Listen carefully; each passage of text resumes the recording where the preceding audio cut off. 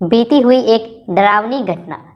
बात सरकारी आवासीय विद्यालय के छात्रावास की है, जो कि 45 एकड़ में फैला हुआ था, जो शहर के बाहरी क्षेत्र में पड़ता था और चारों तरफ गन्ने के खेत लगे थे। और कैंपस के एक कोने में लड़कों का और दूसरे कोने में लड़कियों का छात्रावास था। शिक्षक और शिक्षिकाओं का आवास लड़कियों के छात्रावास के बगल में ही था। लड़कों के 2 मंजिले वाले 4 छात्रावास थे और प्रत्येक कमरे में 12 बंकर बेड थे और हर बेड के पास एक खिड़की थी। लाइट भी अक्सर रात में चली जाती थी, तो सबको उस समय लालटेन से ही काम चलाना पड़ता था। अब मैं आपको बताता हूँ घटित घटना के बारे में। तो मेरे चाचू भी इसी छात्रावास के एक छात्र थे। बात 96-97 की रही होगी। अक्टूबर का महीना था। एक बार कुछ बच्चे आधी रात को लालटेन लेकर नीचे पहली मंजिल पर पानी लेने गए, जहाँ एक हैंडपंप था। जैसे ही वो पानी लेने को हुए, घुंघरू की आवाज आई झुनझुन। चारों तरफ देखा मगर सन्नाटा था। ऊपर से झिंगुर की आवाज माहौल को और डरावना बना रहा था। जब दूसरी बार भी आवाज आई झुनझुन, तो बिना पानी लिए ही वो छात्र ऊपर अपने कमरे की तरफ भागे। सुबह उन्होंने अपने कुछ दोस्तों से भी इसकी चर्चा की। रात फिर से 12 बजे के बाद वही आवाज झुनझुन की आई। हर 10 मिनट पर आवाज आती। सारे छात्र अपने कंबल में डर के मारे दुबक जाते।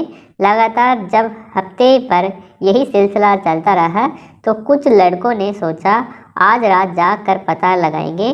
टॉर्च लेकर कुछ लड़के 12 बजे तक जगे। फिर से घुंघरू की आवाज आई। सब फिर से डर से अपनी अपनी कंबल में घुस गए। ऐसे ही महीने बीत गए। विद्यालय में रोज रोज यही बात चर्चा का विषय हो गई कि तुमने कल भी सुनी वो आवाज? मुझे तो कोई साया लगता है। पक्का ये कोई भूतिया छात्रावास है। मुझे नहीं पढ़ना यहाँ। छात्र इतना डर गए थे कि कुछ छात्र तो अब विद्यालय छोड़ने का निर्णय भी ले चुके थे। बात उड़ते उड़ते हुई वार्डन के पास भी पहुंची। उन्होंने इसका पता लगाने का जिम्मा उठाया और रात को जाकर चौकीदारी करने लगे। उन्हें भी 12 बजे के बाद यही आवाज़ आई। वे आवाज़ की दिशा में गए, मगर कुछ भी हाथ नहीं लगा। उन्होंने उस मंजिल के सारे छात्रों को उसी वक्त जगाया और मोटर चालू करके लाइट जलवाई। सारे छात्र वार्डन के कहने पर ग्रुप बनाकर आवाज़ का पता लगाने के लिए भाग दौड़ करने लगे। लगभग सारी जगहों पर नज़र दौड़ाई, मगर इस रहस्य से पर्दा नहीं उठा।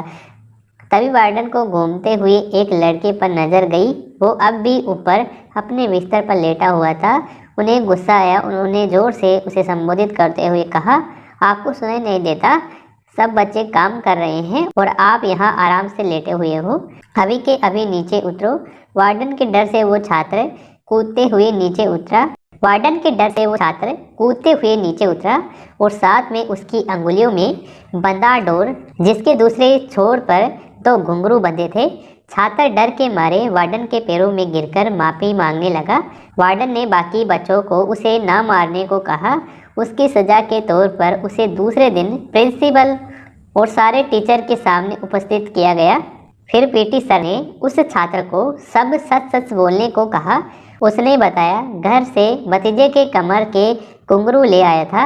रोज कोई ना कोई नीचे हैंडपंप से पानी पीने जाता था, तो मैंने सिर्फ डराने के लिए अपने जेनू में घुंघरू को बांध दिया और उंगली में एक छोर लपेट कर दूसरा बेड से सटी खिड़की से लटका दिया। मैं डोर खींच देता तो घुंघरू बजती थी। फिर सुबह इसे मैं अपने तकिए के नीचे